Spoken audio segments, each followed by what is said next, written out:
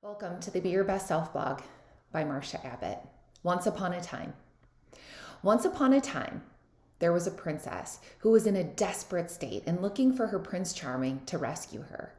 And as each princess story unfolds, they all end up with the prince saving the princess, whisking her off her feet, and living happily ever after.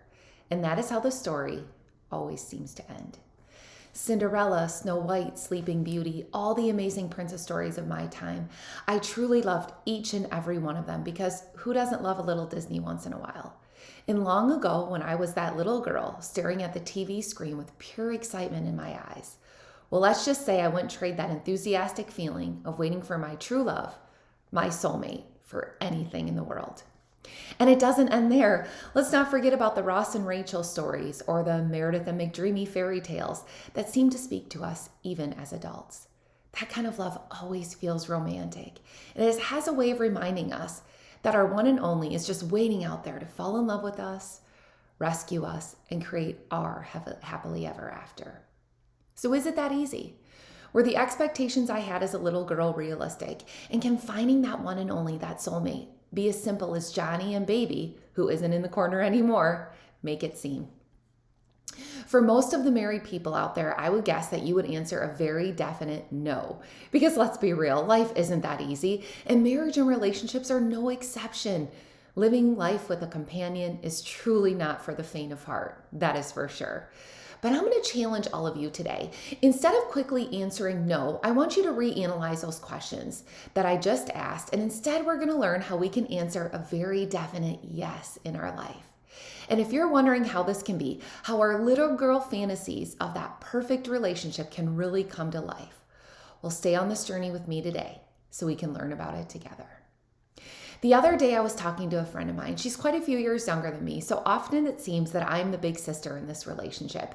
As my friend learns to navigate life, she loves to ask questions to learn from my experiences, from everyone's experiences for that matter. It's one of the things I truly love about her. She's always looking to learn, grow, and become a better wife, mother, friend, and just an overall successful human in life. I just love her determination and zest for life. So the other day when she asked me this one particular question out of the blue, it really had me thinking. She looked at me and asked, "So do you and your husband ever fight?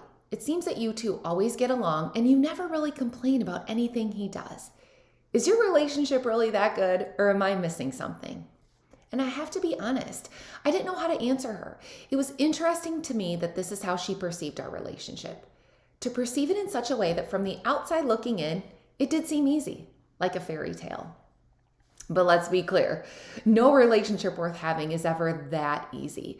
When I think back to the early days with my love, I remember the fights. I recall the arguments, especially when the children were little. I remember the anger, the hurt, and the expectations that neither one of us could live up to. In fact, my husband and I even have very different spiritual beliefs. So much so that the church I wanted to get married in actually told us we weren't compatible to be married at all. So let me tell you, this story of ours, it's not what fairy tales are made of.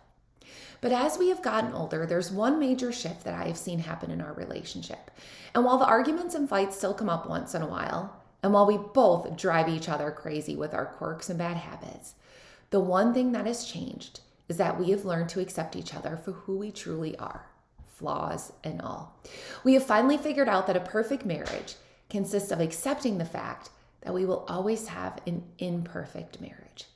And that really is okay. So to answer my friend's question, yes, we fight. And yes, sometimes I want to rip my hair out over how much he frustrates me. And I know that if he had enough hair, he'd want to do the same. I'm not easy to live with.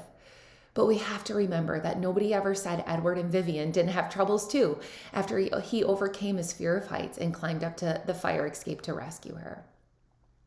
Relationships and marriage are not always a walk in the park. But even without romance, 24 hours a day, 7 days a week, we still have that chance to live out our fairy tale ending. We still have a chance to say yes when asked if we're living out our little girl princess fantasies. And here is how.